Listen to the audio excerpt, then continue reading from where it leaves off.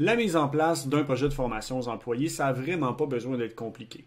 On va aujourd'hui couvrir 3 fonctionnalités qui vont être très intéressantes pour faciliter l'implantation d'un projet de formation pour votre entreprise. Donc, on va vouloir travailler avec les groupes d'utilisateurs, les groupes à accès restreint et les parcours de formation. L'utilisation de ces 3 fonctionnalités-là vont nous permettre de nous assurer que les bons employés soient exposés aux bonnes formations et aussi qu'ils doivent les suivre dans le bon ordre.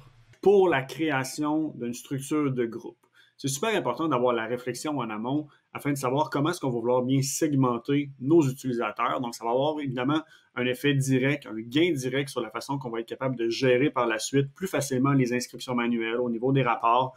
Donc, c'est important d'avoir cette réflexion-là. Heureusement, ça devrait déjà ressembler pas mal à votre structure d'organisation. Donc, pour créer une structure de groupe, on va aller dans Menu, Utilisateur, Groupe.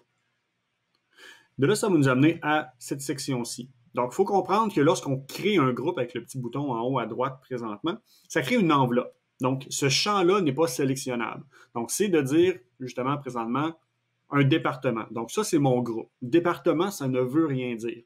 Les sous-groupes vont maintenant devenir les filtres que je vais pouvoir assigner à des employés. Donc, dans le cas ici, présentement, si je voulais créer un groupe employé, je créerais un groupe français, anglais, dépendamment de la langue que vous avez configurée sur votre plateforme. Je ferais enregistrer, ce qui me créerait l'enveloppe comme qu'on vient de le voir ici. De là, on va avoir les sous-groupes. Donc, le sous-groupe, quant à lui, va être placé sous un parent. Par défaut, vous n'avez pas besoin d'en mettre parce que le parent est le niveau juste en haut. Si je voulais, par contre, je pourrais aller en rajouter un, comme j'ai déjà un sous-groupe, donc je pourrais créer un sous-groupe d'un sous-groupe. C'est très rare qu'on va recommander ça. Normalement, c'est quand même une bonne pratique de bien segmenter vos éléments. Donc, vous pouvez faire des recherches croisées au besoin. Lorsque vous allez avoir votre structure, donc maintenant, on est capable vraiment d'associer des employés à cette structure-là. Un employé peut être dans plusieurs groupes à la fois.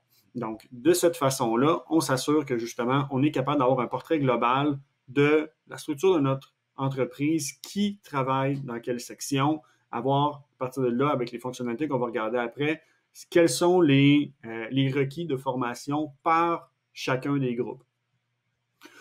Lorsqu'on a notre structure, maintenant, on va aller regarder la deuxième fonctionnalité qui est les groupes à accès restreint. Donc, si je vais, exemple, dans un employé au niveau du marketing, lorsqu'on active les groupes à accès restreint, je vous dirais que par expérience, la vaste majorité des projets va nous amener à dire que si on l'active sur un groupe, on doit l'activer sur tous les groupes.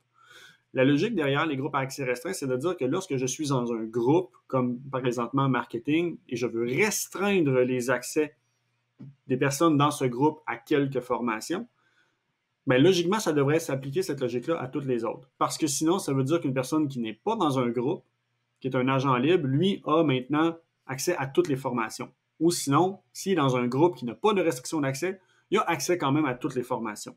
Donc, très souvent, moi, au niveau des bonnes pratiques, ce que je vais recommander, c'est vraiment de dire, on a une structure d'utilisateurs avec des groupes à accès restreint sur chacune. Donc, oui, ça demande un petit peu plus de temps en amont, mais ça vous sauve énormément de casse-tête et de temps par la suite au niveau vraiment du suivi de progression de vos employés. Donc, lorsqu'on crée une restriction d'accès sur un groupe, maintenant, ce qu'on a à faire, c'est vraiment d'aller dire, pour mon employé, au niveau du marketing, quelles sont les formations qu'une personne en marketing devrait avoir le droit de voir. Donc, dans le cas ici, on peut en sélectionner différentes.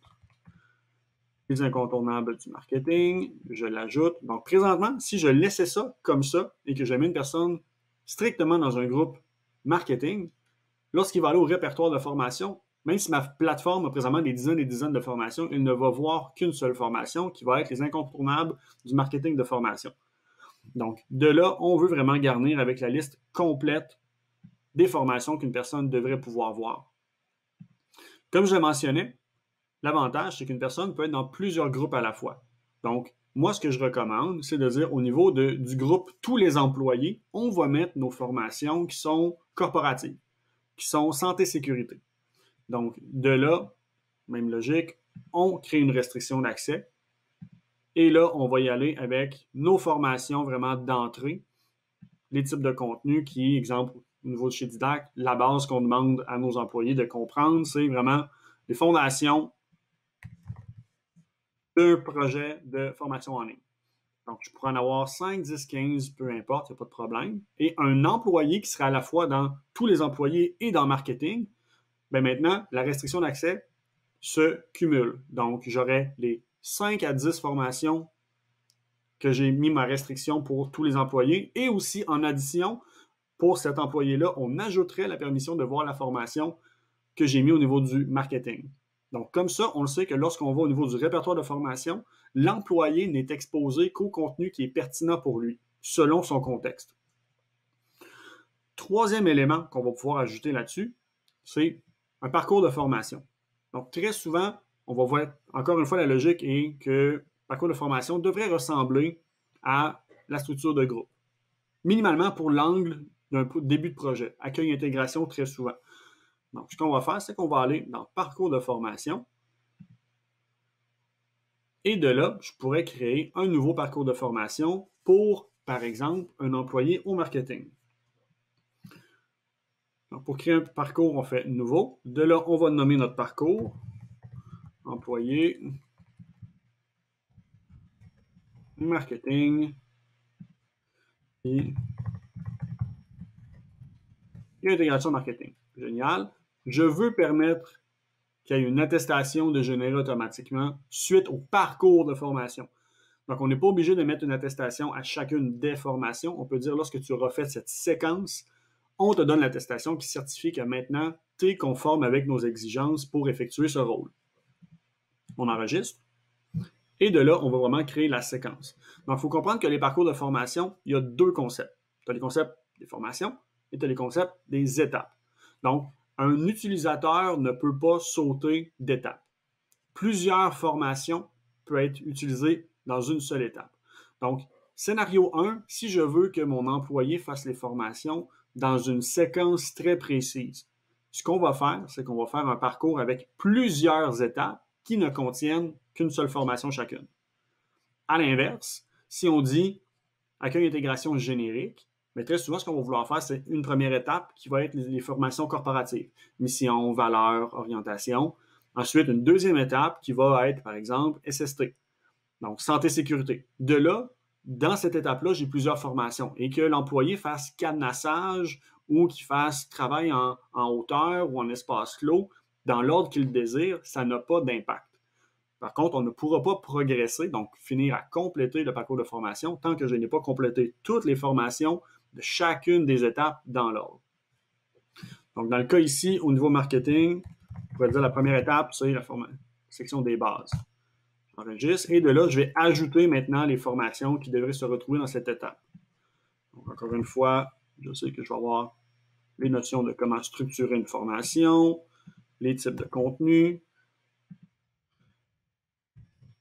On va avoir